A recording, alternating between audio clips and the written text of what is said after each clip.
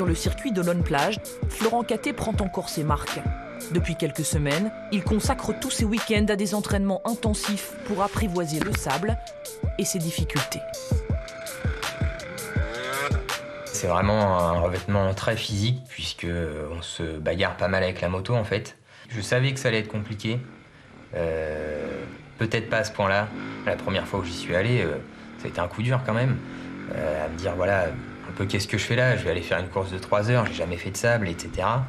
Et voilà, à force de détermination, d'acharnement, j'ai déjà fait pas mal de progrès.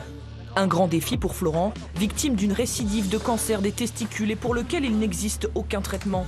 Les médecins ne lui donnaient en 2020 que quelques mois à vivre.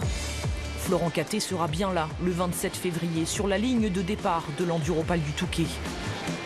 Au milieu des 1200 motards, le jeune homme concourra chez les amateurs. Un amateur préparé comme un pro, des heures de vélo pour le cardio et beaucoup de mécanique sur sa moto. Dans une semaine, Florent Catté réalisera son rêve de gosse, avec sur le dos les couleurs de la Ligue contre le cancer. Bénévole depuis 1 an, il a lancé en parallèle de sa préparation à la course une collecte de fonds au profit de l'association. Son défi est autant collectif que personnel. Ça pouvait pas être juste le rêve de gosse égoïste, entre guillemets. Fallait du sens et aujourd'hui, il y en a beaucoup.